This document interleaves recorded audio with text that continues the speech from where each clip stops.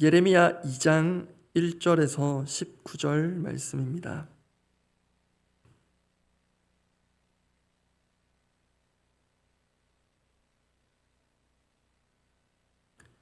예레미야 2장 1절에서 19절까지 말씀입니다.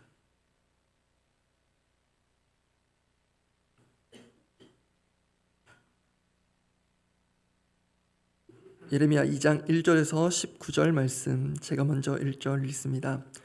여호와의 말씀이 내게 임하니라. 이르시되 가서 예루살렘의 귀에 외칠지니라.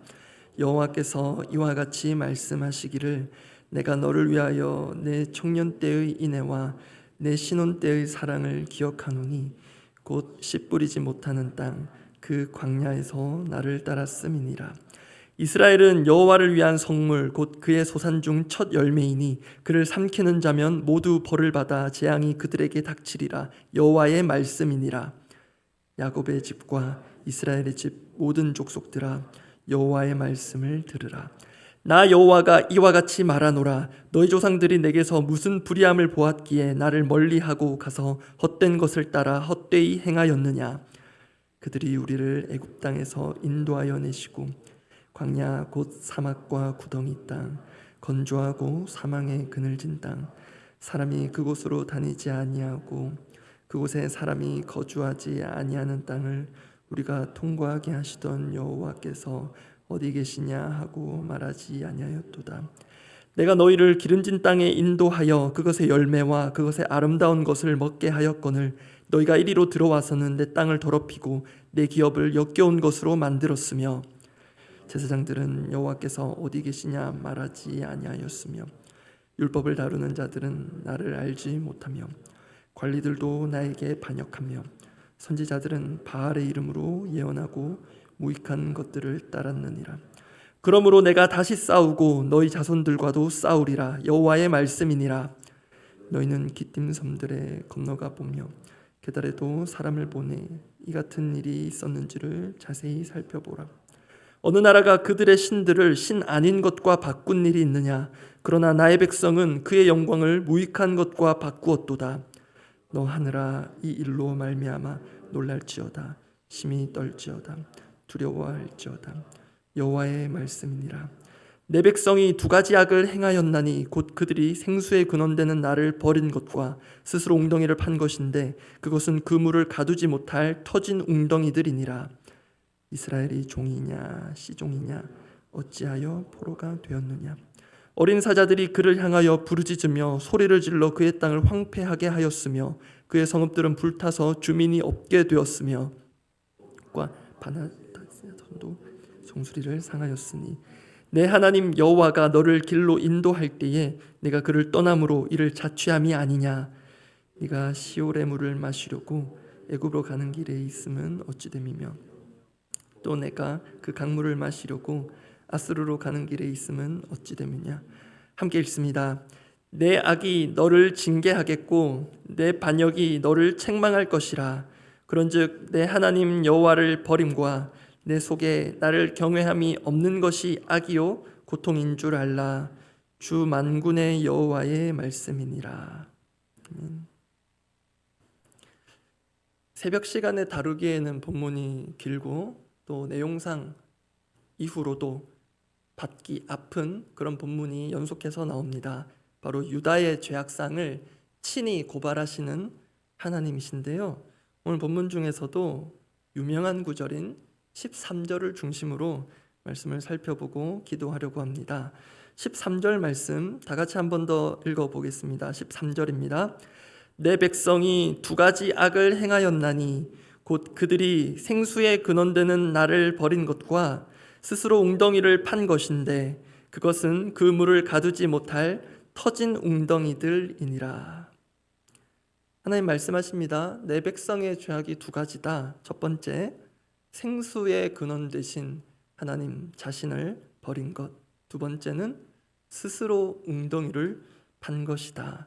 사실 이 둘 중 핵심적인 악은 첫 번째입니다. 생수의 근원 되신 하나님을 버린 것. 왜냐하면 하나님을 버린 것의 결과로 따라오는 것이 스스로 웅덩이를 파는 것, 다시 말해 자구책을 마련하는 것이기 때문입니다.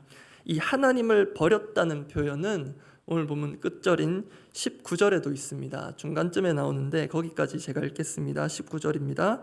내 악이 너를 징계하겠고 내 반역이 너를 책망할 것이라. 그런즉 내 하나님 여호와를 버림과.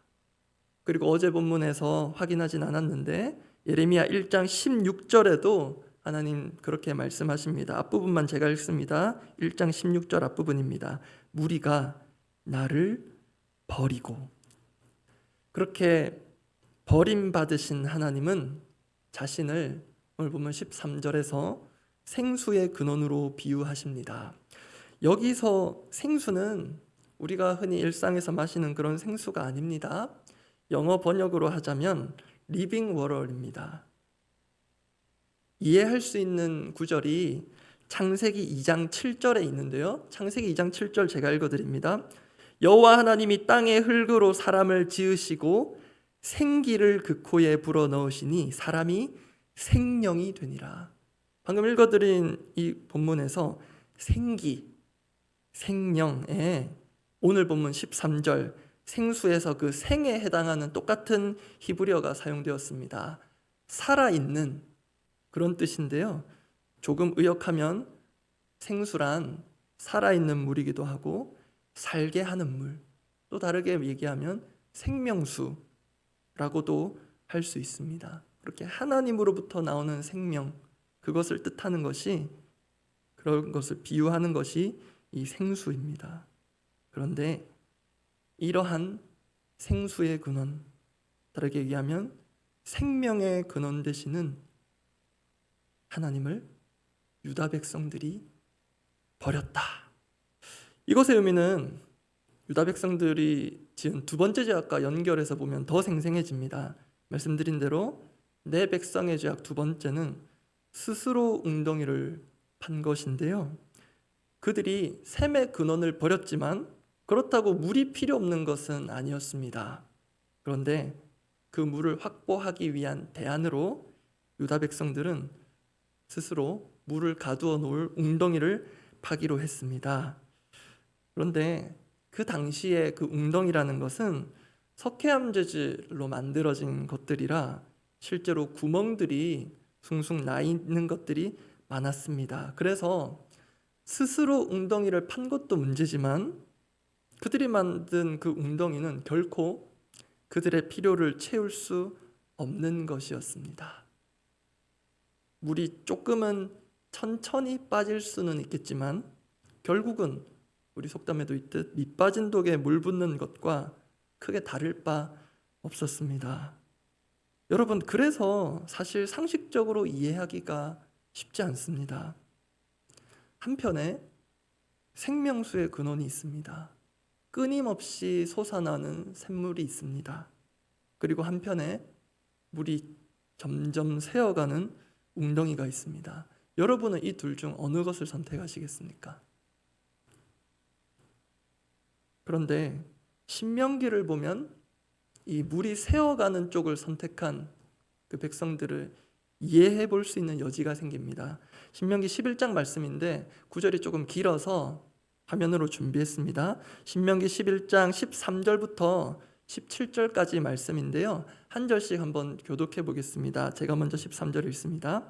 내가 오늘 너희에게 명하는 내 명령을 너희가 만일 청종하고 너희의 하나님 여호와를 사랑하여 마음을 다하고 뜻을 다하여 섬기면 그래서 너희의 땅에 이른 비 늦은 비를 적당한 때에 내리시리니 너희가 곡식과 포도주와 기름을 얻을 것이요 또 가축을 위하여 들에 풀이 나게 하시리니 내가 먹고 배부를 것이라. 너희는 스스로 삼가라. 두렵건대 마음에 미혹하여 돌이켜 다른 신들을 섬기며 그것에게 절함으로. 17절을 함께 읽겠습니다. 여호와께서 너희에게 진노하사 하늘을 닫아 비를 내리지 아니하여 땅이 소산을 내지 않게 하심으로 너희가 여호와께서 주신 아름다운 땅에서 속히 멸망할까 하노라. 하나님 이스라엘 백성들이 약속의 땅에 들어가기 전 신명기에서 이 말씀을 주시면서 우려하신 바가 사실 예레미야 시대에 현실이 되어버린 것입니다. 약속의 땅에서 농경 문화로 접어든 이스라엘에게 있어서 필요한 물의 출처는 방금 우리가 읽은 대로 하나님이셨습니다. 하나님께서 약속한 이른 비와 늦은 비, 그것은 은혜의 상징이자 실제로 그 약속의 땅의 소산을 풍성케 하는 출처였습니다. 그러나 사람이 보기에 유다 백성들의 입장에서 그것은 불안정한 것이었습니다. 비가 없으면 방법이 없기 때문입니다. 비로는 또 부족할 수 있습니다. 언제까지 이렇게 하늘만 보고 있을 수는 없는 노릇입니다. 다르게 말하면 언제까지 하나님만 바라보고 있을 수는 없다. 다른 방법을 찾자. 그러다가 심지어 다른 신을 찾자. 그게 우리 스스로 웅덩이를 파자가 의미하는 것입니다. 우리 스스로 생존법을 찾자. 그렇게 하나님을 버리면 인간은 자연스럽게 그 자리를 대체할 것을 찾게 됩니다. 우리의 삶은 어떠합니까? 우리도 살면서 수많은 필요를 느낍니다. 육적인 필요도 분명 필요하고요. 심적인, 정서적인 필요도 느낍니다. 영적인 필요도 있습니다. 그런데 잘 채워지지 않을 때가 많습니다. 그리고 경험하신 분은 아시겠지만 채울수록 허할 때가 더 문제입니다. 이렇게 하면 좀 쉼이 될 거라고 생각했고 이렇게 하면 좀 만족이 될 거라고 열심히 달려왔는데 그 끝지점에 가보니 오히려 더 갈급하고 피곤하고 그래서 허무할 때도 있습니다. 이렇게 하면 좀 뭐가 더 잘 되고 든든할 거라 생각했는데 채워도 불안합니다. 때로 영적인 필요도 크게 다르지 않은 것 같습니다. 그렇게 우리 나름의 웅덩이들, 또 그 웅덩이들에 채워야 할 것들을 채우는 우리 나름의 방식들이 있는 것 같습니다. 그런데 근원적으로 따지면 하나님께로부터 출발하지 않는 것일 수 있는 우리만의 터진 웅덩이들, 거기에 우리가 계속 뭔가를 채우려고 하는 것은 아닌가? 정말 성령께서 돌아보게 해주셔야만 우리가 볼 수 있는 것 같습니다. 잠깐은 그 웅덩이의 저수량을 유지하고 또 든든한 것 같습니다. 그런데 조금 지나면 금방 바닥을 드러냅니다. 그런데 우리는 또 그걸 채우려고 또 악착같이 열심히 파고 채웁니다. 웅덩이가 너무 작은가? 더 크게 파냅니다. 그러나 빠지는 건 금방입니다. 돈이 그런 것 같기도 합니다. 모으긴 힘들고 나가고 새는 건 금방이고. 그래서 정말 우리에게 필요한 것이 있습니다. 앞서 신명기 말씀을 볼 때 확인되는 것인데요. 그런 우리에게 필요한 것은 기다림인 것 같습니다. 하나님께서 우리의 필요를 채우시되 우리가 필요를 느끼고 때로 그 필요에 허덕일 때까지 기다렸다가 채우실 때가 있는 것 같습니다. 특히 광야에서 그러했습니다. 오늘 본문 앞에 광야 생활에 대한 언급들이 많이 나오는데요. 사실 당신의 백성들이 마실 물 필요할 거 다 아실 텐데 백성들이 물 없다 죽겠다 아우성할 때까지 기다렸다가 주신 적이 많습니다. 우리 입장에서는 곧 좀 미리 주시면 좋을 텐데 하나님 그렇게 하셨습니다. 그렇다면 그게 한두 번이 아니라면 그게 하나님께서 당신의 백성들을 다루시는 방식임을 인정할 수밖에 없습니다. 하나님은 우리 인생 광야 여정이 호캉스가 아니라고 말씀하시는 것입니다. 원하는 대로 주문하면 바로바로 나오는 그런 인생은 없다고 하나님 우리에게 일러주시는 것 같습니다. 나는 그런 인생은 설계하지 않는단다. 정말 너에게 이 공동체에 지금 필요한 것이 무엇인지는 너가 아니라 내가 가장 잘 안다. 너는 물이 없어 갈라져가는 논밭 때문에 마음이 초조하겠지만 잘 안 지어지는 자식 농사 때문에 마음이 불안하겠지만 나는 너의 영혼이 메말라 갈라져 가는 게 보일 때마다 마음이 아프다. 그게 하나님의 심정일 수 있겠습니다. 그런 점에서 우리에게 있어 하나님께서 친히 하실 것을 대체한 영역들은 있지 않은지 돌아보는 새벽이 되길 원합니다. 특히 하나님이 약속하셔서 때로는 내가 이르게 내려줄 거야, 때로는 늦게 내려줄 거야 하셨는데 그 사이를 기다리지 못하고 또 만족하지 못해서 우리만의 더 이른 비, 더 많은 비를 찾고 그게 묘안이라고 착각하고 스스로 인생 개척하기를 즐겨하는 그런 우리네 익숙한 삶의 방식을 돌아볼 수 있기를 원합니다. 그렇게 생명의 근원 되신 하나님을 버리면 찾게 되는 물이 또 하나 있는데요, 다른 사람의 물입니다. 오늘 본문 18절 말씀입니다. 18절 말씀 함께 읽어보겠습니다. 내가 시홀의 물을 마시려고 애굽으로 가는 길에 있음은 어찌 됨이며 또 내가 그 강물을 마시려고 아스루로 가는 길에 있음은 어찌 됨이냐. 하나님 버렸을 때 자연스럽게 따라오는 것, 스스로 자기만의 살 길을 찾는 것, 그게 스스로 웅덩이를 파는 것이라면 18절은 다른 이들의 물을 찾는 것이라고 할 수 있는데요, 이 18절은 예레미야 당시의 정치적 상황을 어느 정도 반영하는 것입니다. 당시 신흥강국 바벨론의 그 위협을 어떻게 벗어날 것인가, 이에 대해 두 파로 나뉩니다. 하나는 애굽파, 하나는 아수르파. 쉽게 말해 애굽파는 애굽의 힘을 빌리자, 아수르파는 아수르의 힘을 빌리자. 그러나 이 두 방식 다 하나님께서 엄금하셨을 뿐만 아니라 실질적으로도 이때는 애굽과 아수르 두 나라 다 힘이 쇠약해진 때였습니다. 그럼에도 그런 물이라도, 소위 썩은 물이라도 구하려고 애굽을 의지하려고 합니다. 또 아수르를 의지하려고 합니다. 그것을 비유하는 것이 18절 말씀입니다.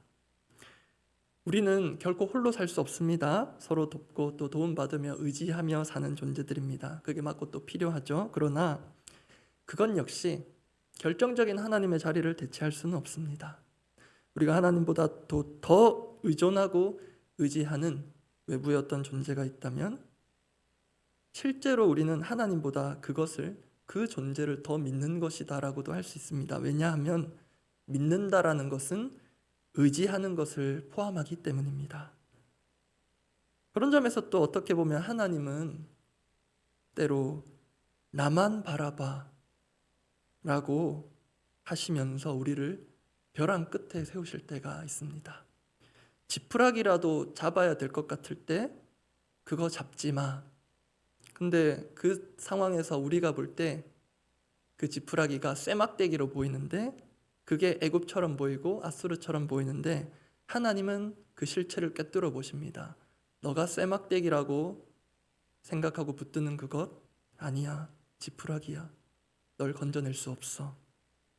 그래서 그 벼랑 끝 같은 상황에서 진짜 우리의 믿음이 점검되며 발휘되는 것 같습니다. 정말 나는 생수의 근원 되시는 하나님만을 의지하는 자인가? 아니면 다른 것들도 의지하는 자인가? 실은 하나님께서 내 백성의 자신을 버렸다고 하셨는데 유다 백성들은 이것을 인정하지 않았습니다. 우리는 하나님을 버린 적이 없습니다. 근데 하나님이 버렸다고 하시는 것은 하나님도 섬기고 다른 신들도 섬겼기 때문입니다. 말씀 정리합니다. 어둡고 무거운 본문, 예레미야서 말씀, 그런 본문들이 많습니다. 그런데 오늘 본문에 그런 분위기 가운데 한 줄기 빛 같은 것이 보였습니다. 바로 내 백성이라는 표현이 그것입니다. 13절 제일 앞에 있습니다. 내 백성. 실은 다른 선지서들도 보면 하나님께서 내 백성이라고 하시지 않고 이 백성이다, 거리를 두실 수 있습니다. 그냥 이 땅의 백성이라고도 하실 수 있는데 그들의 죄악상을 고발하시면서도 내 백성이라고 하십니다. 내 백성, 나의 백성이라는 표현은 오늘 보면 11절 중간에도 나옵니다. 나의 백성은 그의 영광을 무익한 것과 바꾸었도다. 분명 죄악상을 하나님께서 친히 고발하시는 대목이나 아직은 희망이 있어 보입니다. 내 백성들은 나를 버려도 나는 내 백성을 버리지 않는다. 심판으로 인해 버림당하는 것처럼 보일지 모르지만 그것은 다시 생수의 근원되는 나에게로 돌아오게 하려는 내가 만든 길이다. 하나님 그렇게 말씀하시는 것 같습니다. 그렇게 아직 끝까지 우리 당신의 백성들을 향한 희망을 버리시지 않는 하나님을 바라보며 오늘도 온전히 생수의 근원 되신 하나님 믿고 의지하며 따르는 우리 모든 성도님들 되기를 바랍니다. 기도하겠습니다.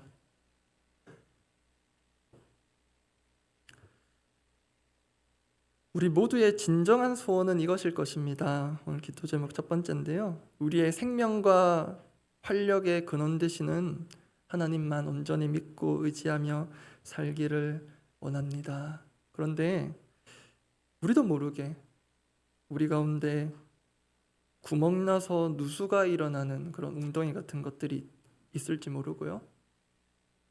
그것을 땜질하는 식으로 어떻게든 삶을 영위해 가기보다 그 터진 웅덩이 같은 것들을 완전히 폐기해버리고 살아계신 하나님으로부터만 나오는 생명의 단물을 공급받게 하옵소서. 때로 하나님께서 우리에게 쓴맛을 허락하실 때도 있겠지만 그것은 결국 우리의 유익을 위함임을 기억하고 우리가 온전히 하나님만을 의지하고 바라보는 그런 백성들, 하나님의 백성들 되기를 원합니다. 그 마음으로 하나님께 기도하겠습니다. 아버지, 내 백성이 하나님을 버렸다. 참 우리가 받기 힘든, 인정하기 쉽지 않은 이렇게 하나님 앞에 나와 있음에도 이런 말씀을 들을 때 우리가 하나님 앞에 어떻게 반응해야 할지 잘 모르겠습니다. 그런데 유다 백성들 또한 우리가 언제 하나님을 버렸습니까?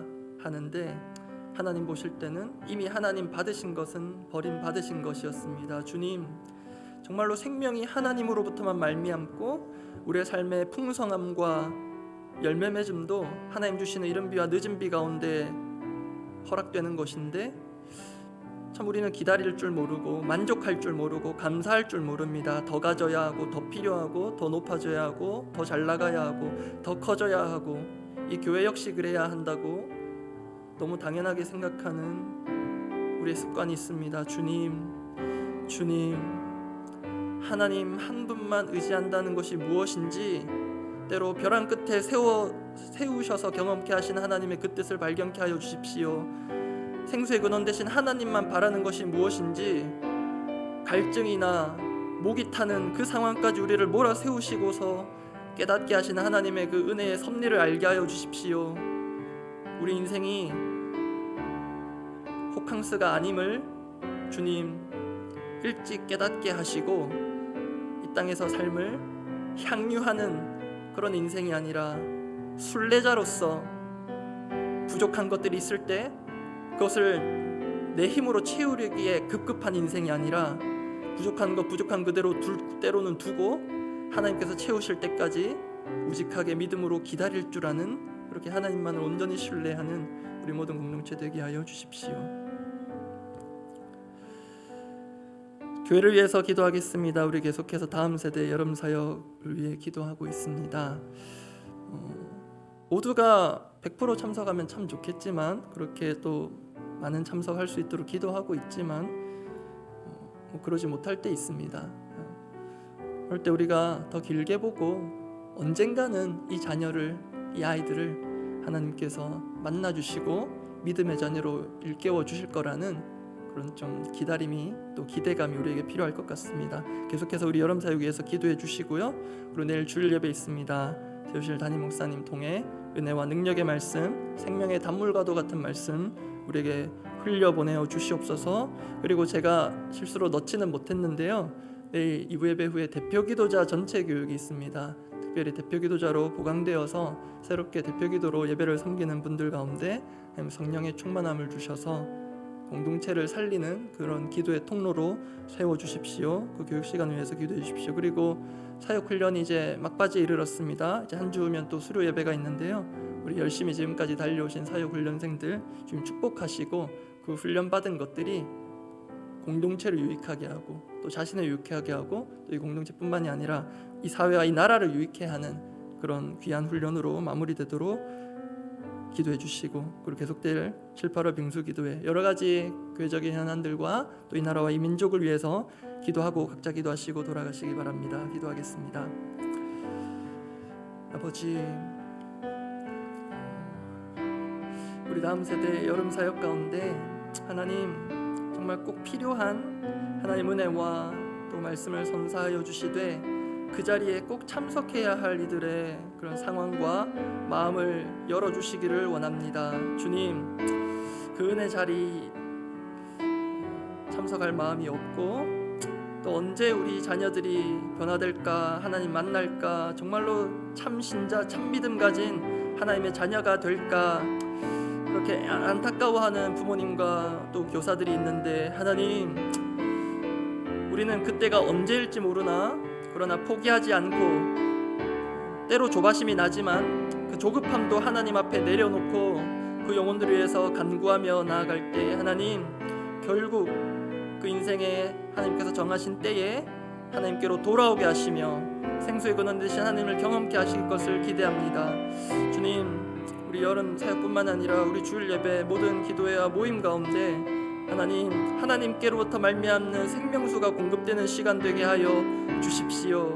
아버지, 또 대표 기도자 전체 교육 있습니다. 부족한 자 세우셨는데 하나님, 부담으로 참석하는 모든 이들이 기쁨과 평안을 안고 돌아가는 자리 되게 하여 주시옵소서.